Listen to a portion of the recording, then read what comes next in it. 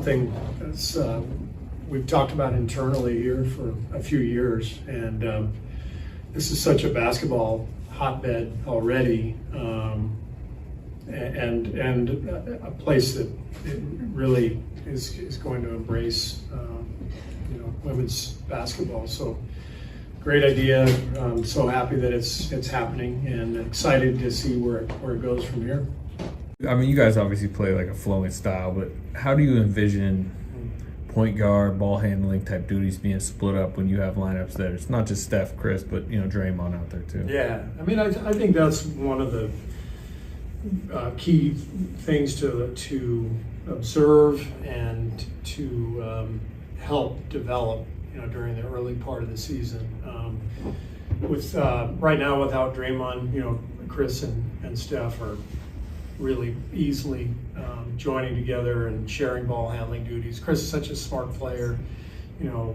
If Steph has it, he knows exactly what to do, and he's a great screen setter. And so I think those guys will fit together really easily.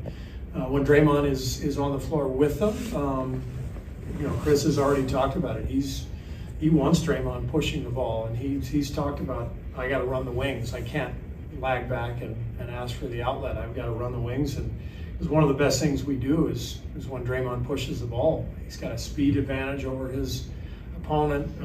You get shooting on the perimeter. We want Draymond pushing, and Chris is well aware of that. The main thing is Chris is such a smart player that he's played against us a lot, and he knows our idiosyncrasies and strengths and weaknesses, and so he's already examining all that and fitting in well. That was all so incredible, but I have no idea what's about to happen. It's pretty disheartening seeing the Pac break up, because I grew up on the West Coast and it was my dream to play in the Pac-10 conference. The amount of great athletes that have come out of that conference is just insane when you think about it. I mean, some of the greatest athletes to ever perform, whether it be Jackie Robinson, Kareem. I mean, there's so many legendary names who come through that conference, so it's pretty sad to see it dissolve. I know the Cougs will be supported wherever they go, but I have no idea what's in store for the future. I mean, I'm constantly in communication with Pat Chun, and I just try to be the best supporting alumni I can. Do you want to see him stay Power 5? I would like to see them stay in the Power 5, because we have an illustrious history of great athletes to come out of Wazoo, and I think we're deserving of that title, but at the same time, we got to do what's best for the university.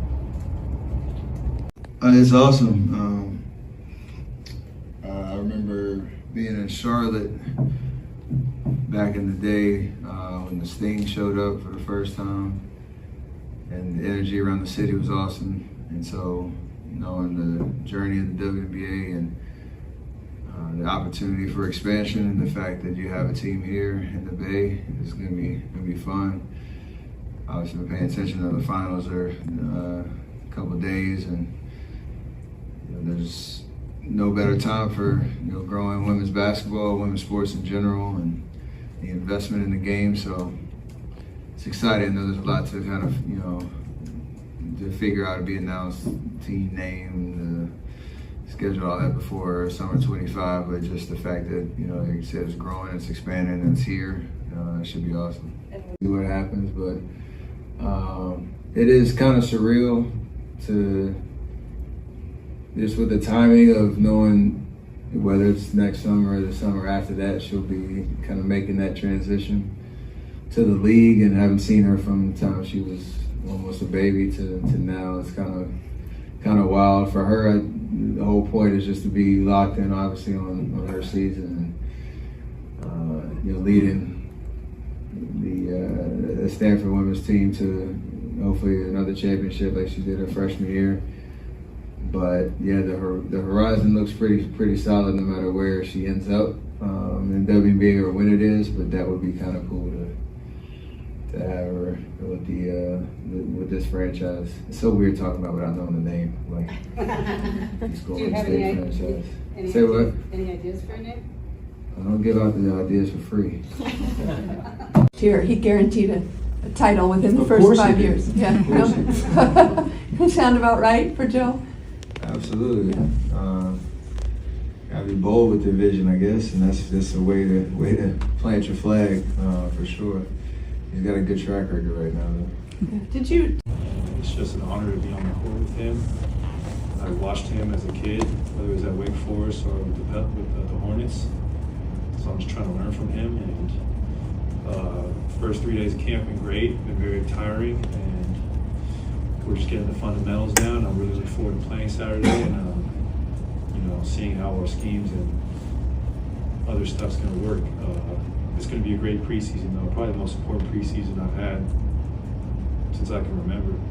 Why do you say that? Just because we're integrating a lot of new pieces like Chris. Draymond's out, so we really got to accelerate the learning curve on a lot of these young guys. And I just think if we have a great preseason, we can springboard that to a great start of the year. Did you play much pickup with him this summer on the same team? Mm-hmm. And then obviously you have these first 3 days. How much has it become more comfortable? And just, what are your early impressions of those lineups where you're both in it? I guess the summary is it's mad fun. I get the rebound, I push, I can throw it ahead and transition though, and he's pretty sure with the ball. He makes the right decision. He's been really good catching and shooting when he's open, moving out the basketball. We had me, him, and Klay in certain runs this summer where he was calling out stuff that he had been scouting against for years, and it came the joke of the different looks that he knew were coming, and oh yeah, I used to do this, I used to do that. So it's pretty seamless, really, to be honest. And there's challenges in terms of how we match up and making sure we're defensively sound and how we play on that end of the floor and how we adapt with the other three guys that are out there with us, whoever that is. But offensively, really seamless because we're just playing good basketball, and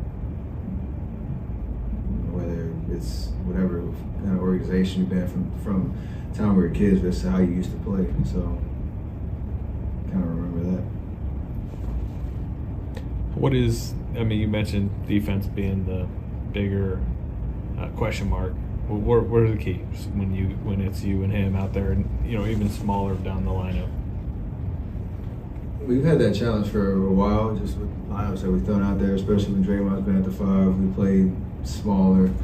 You obviously have to rebound, and there's an attention to detail on mechanics and reads that can help us do our work early, so you're not just trying to get rebounds above the rim.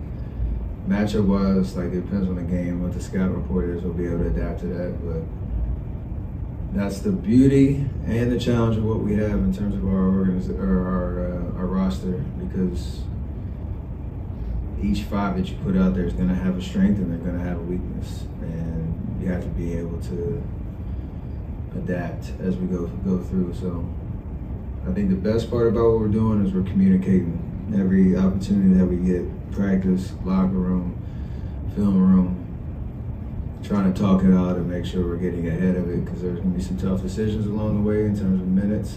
There's going to be some rotations that come and go. You just got to figure out how to make the most of your time out there, and what's going to put us in position to win.